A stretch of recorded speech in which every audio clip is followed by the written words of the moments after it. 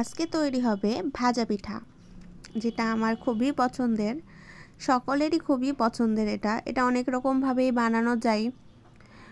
যে কোনো সবজি হলো ভাজি করে নিয়ে ঝাল করে, যেভাবে ইচ্ছা মিষ্টি কোনো জিনিস দিয়েও তৈরি করতে পারেন।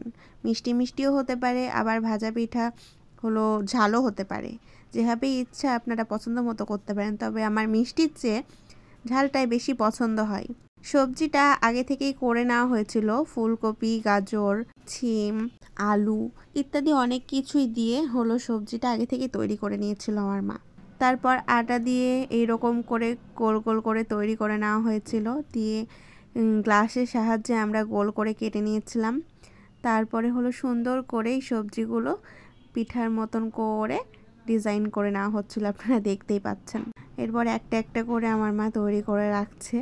খুবই সুন্দর হয় আর খেতেও খুবই মজা লাগে, এগুলো খুবই সুস্বাদু, গরম গরম খেতে অনেক মজা। আপনারাও চাইলে বাড়িতে তৈরি করে খেতে পারেন, ঝাল বা মিষ্টি সব রকমভাবেই তৈরি করতে পারেন।